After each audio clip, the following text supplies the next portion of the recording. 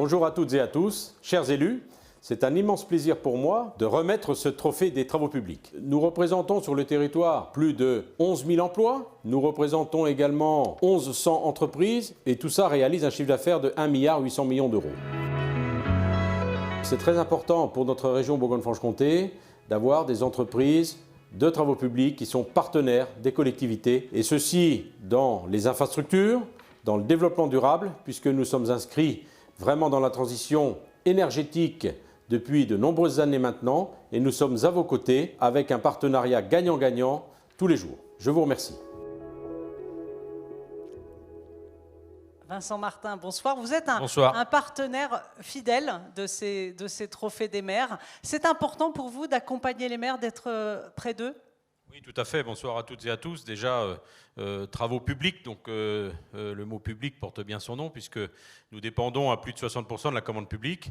Et je tiens à remercier tous les maires et leur président, donc Ludovic Rochette. J'en profite pour remercier aussi monsieur le préfet parce que il y a on va dire un engouement pour les travaux publics. Ça a toujours été. Et Ludovic a parlé tout à l'heure de la crise il y a 2 ans en arrière, quand on est tombé dedans sans savoir où on allait. Et je crois que vous avez toutes et tous, vous nous avez tous entendus, écoutés, aidés. Et là, j'en profite pour d'être en présentiel avec vous, pour vous remercier, parce que la profession des travaux publics a été soutenue grâce à vous. L'investissement public local a été maintenu. Et s'il a été maintenu, c'est parce qu'on a fait ce qu'il fallait aussi pour bien vous expliquer le contenu de notre profession et de quoi elle dépend. Et on a été, on va dire, sans interruption pendant cette période de Covid. Et ça, c'est vraiment à souligner parce que l'ensemble des clients que nous avons n'ont pas fait cet effort-là. Vous l'avez fait, vous, les maires de Côte-d'Or. Et à ce titre, je tiens à vous remercier au nom de la profession. Vous avez parlé de transition énergétique dans votre vidéo. Comment est-ce que vous accompagnez les élus dans cette transition ? Alors c'est très simple, la transition énergétique, nous sommes impliqués dedans depuis de nombreuses années. Tout le monde entend parler de recyclage de matériaux. Il est vrai que recycler des matériaux, c'est notre profession, on le fait depuis des années. Mais je dirais avant tout que la transition énergétique, on parle de numérique. Dans la transition énergétique, on parle des mobilités douces. Donc s'il y a du numérique, évidemment, c'est grâce au TP, parce que les fibres, il faut bien la poser, l'enfouir. S'il y a de la mobilité douce, des pistes cyclables, et je salue le département qui investit énormément dans les pistes cyclables avec les communes, c'est de la mobilité douce pure, et ça, nous y contribuons.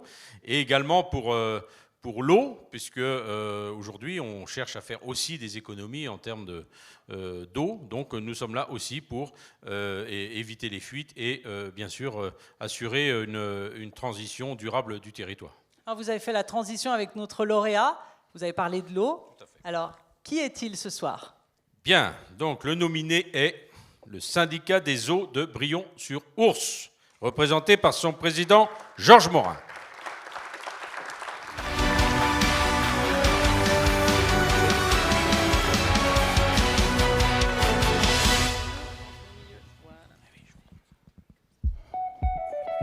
Le projet, c'est l'amélioration de la ressource en eau du captage de Brillon. Le syndicat a voulu faire le projet pour attaquer du renouvellement parce qu'on a 85 km de conduite et on n'a que 1000 abonnés, donc c'est très peu. Et on a un réseau qui commence à être fuyard, donc il fallait mettre en route un plan de renouvellement de canalisation. Il a fallu traverser la rivière qui s'appelle l'Ours. Le captage, il se trouve entre les 2 bras de l'Ours. On a pris une méthode de forage dirigé par rapport à la faune, la flore, pas abîmer les sols pour ne pas faire de dégâts sur les rivières. On a fait tout le départ pour les 3 artères principales qu'alimentent les 11 communes. Et après, on est en train de regarder, de réétudier les secteurs fuyards pour faire un programme de renouvellement.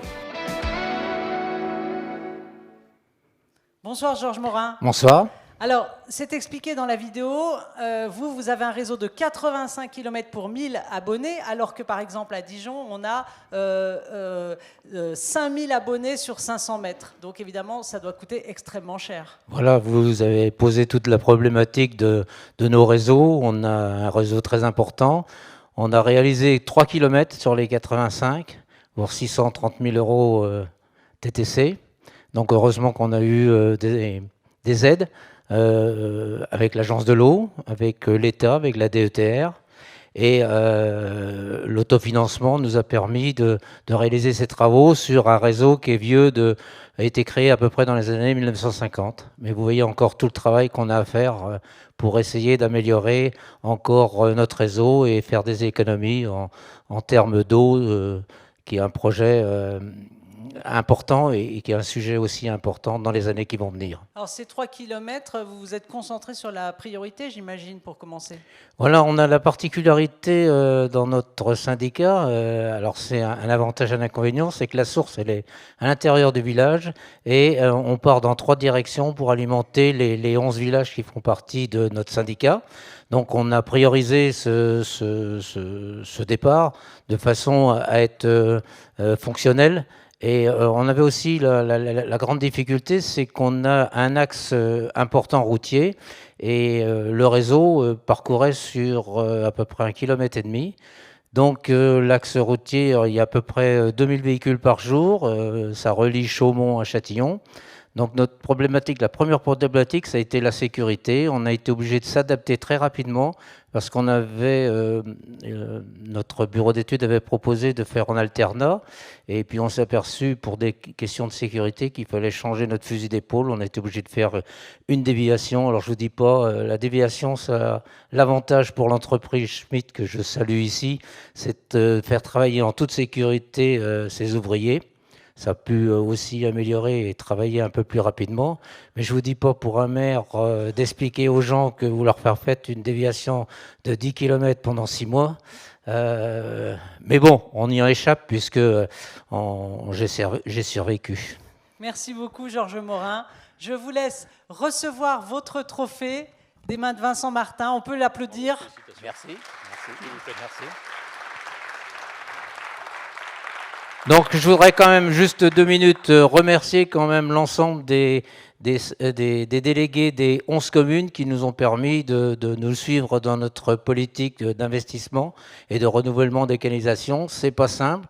Je ne vous rappelle pas les montants, mais pour des petites communes, c'est des montants très importants. Et je remercie l'entreprise Schmitt et l'entreprise Veolia qui ont participé à faire les travaux et ça s'est très bien passé. C'est un exemple à suivre. Je vous remercie. Merci beaucoup. Merci Georges Morin. Et bravo.